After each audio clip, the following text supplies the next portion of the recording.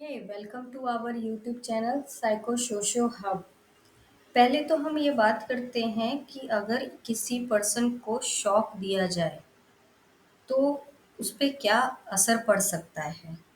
तो इसी पे आज हम बात करेंगे एक एक्सपेरिमेंट की जो कि था मिलग्राम एक्सपेरिमेंट। तो बात है 1961 की। मिलग्राम एक्सपेरिमेंट कंडक्ट किया था स्टैनली मिलग्राम ने, जो कि एक साइकोलॉजिस्ट थे। मिलग्राम ने एक्सपेरिमेंट 1961 में येल यूनिवर्सिटी में किया था। इस एक्सपेरिमेंट का एम था ये इन्वेस्टिगेट करना कि अथॉरिटी का ह्यूमन बिहेवियर पर इन्फ्लुएंस, पर्टिकुलरली ओबीडियंस के कॉन्टेक्स्ट में। पार्टिसिपेंट्स रिक्रूट किए गए इस स्टडी के लिए मेमोरी और लर्निंग के बेसिस पर। उन पार्टिसिपेंट्स को या तो टीचर या लर्नर का रोल असाइन किया गया। लर्नर जो थे वो एक्टर्स या रियल पार्टिसिपेंट्स नहीं थे। टीचर जो था वो इलेक्ट्रिक शॉक जनरेटर के सामने बैठा था स्विच के साथ, जिस पर लेबल था 15 वोल्ट से 450 वोल्ट्स तक। जो 15 वोल्ट्स था वो माइल्ड शॉक के लिए था और जो 450 वोल्ट्स था वो सीवियर शॉक के लिए था। अब इसमें हम जानते हैं कितने वोल्ट पर क्या प्रॉब्लम हो सकती है। तो 50 वोल्ट से नीचे सेफ है, सिर्फ मसल कॉन्ट्रैक्शन होगा। 50 से 1000 वोल्ट में ब्रीथिंग डिफिकल्टीज हो सकती है, ज़्यादा सीवियर इंजरीज हो सकती हैं। 1000 वोल्ट से ज़्यादा फेटल है, इसमें कार्डियक अरेस्ट और सीवियर इंजरीज हो सकती हैं। टीचर को बताया गया था स्टडी जो थी वो मेमोरी के बारे में थी और टीचर का रोल था शॉक देना जब भी लर्नर क्वेश्चंस का आंसर गलत दे तब। लर्नर जो सेपरेट रूम में था उसको सुन सकते थे पर देख नहीं सकते थे।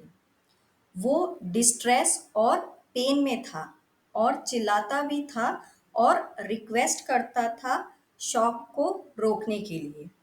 अब ये एक्सपेरिमेंट शुरू कैसे होता है। सो डे 1 मिलग्राम एक पायलट स्टडी कंडक्ट करता है 40 पार्टिसिपेंट्स के साथ, ताकि एक फाइन ट्यून एक्सपेरिमेंट प्रोसीजर हो सके। ये डायरेक्ट गाइड करती है कुछ मॉडिफिकेशंस में, जैसे कि कुछ और कन्विंसिंग एलिमेंट्स ऐड हो सकते हैं ताकि लर्नर्स के रिस्पॉन्स जेन्युइन, रियल या ट्रू लगे। अब बाकी के दिनों में क्या होता है।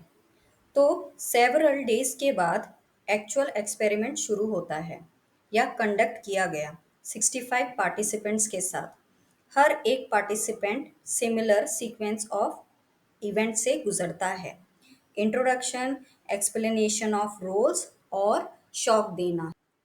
अब अगला फेज शुरू होता है शॉक को बढ़ाना। हर एक गलत आंसर पर शॉक का इंटेंसिटी बढ़ा दिया जाता था। लर्नर्स के रिस्पॉन्स को प्री डिटरमाइंड किया गया। इसमें जैसे शॉक्स बढ़ते वैसे लर्नर्स और ज़्यादा मिस्टेक करना शुरू कर देते। जैसे ही शॉक ज़्यादा होता या सीवियर होता, लर्नर्स ज़्यादा डिस्ट्रेस हो जाते और शॉक्स को रोकने के लिए रिक्वेस्ट करते और क्लेम करते हार्ट कंडीशंस या मेडिकल इश्यूज के लिए। इसकी वजह से टीचर के ऊपर ज़्यादा साइकोलॉजिकल प्रेशर आ जाता। एक्सपेरिमेंट के बाद पार्टिसिपेंट्स को फुल डीब्रीफ किया गया था स्टडी के नेचर से। उनको ये अश्योर किया गया था कि उनके जो भी एक्शंस थे वो कॉन्टेक्स्ट में थे एक्सपेरिमेंट के और किसी को कोई रियल हार्म नहीं हुआ। शॉकिंगली मेजरली पार्टिसिपेंट्स ने शॉक्स को देना कंटिन्यू रखा, तब भी जब लर्नर एक्सट्रीम डिस्ट्रेस में थे। बहुत पार्टिसिपेंट्स हाईएस्ट वोल्टेज तक ले जाया करते थे। लर्नर के सफरिंग को देखने के बाद भी इस एक्सपेरिमेंट का आइडिया एथिकल और साइकोलॉजिकल डिबेट रहा। क्रिटिक्स ने आर्ग्यू किया कि इस एक्सपेरिमेंट में पार्टिसिपेंट्स में सीवियर साइकोलॉजिकल स्ट्रेस हुआ और मिलग्रैम्स के मेथड्स क्वेश्चन में आए। मिलग्राम एक्सपेरिमेंट मोस्ट फेमस और कंट्रोवर्शियल स्टडीज रही है साइकोलॉजी की हिस्ट्री में।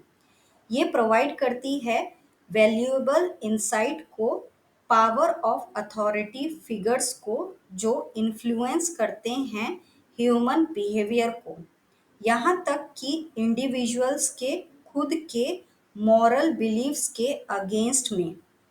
अगर आप भी ऐसे ही किसी स्टडी या एक्सपेरिमेंट के बारे में जानते हैं तो कमेंट बॉक्स में कमेंट कीजिए।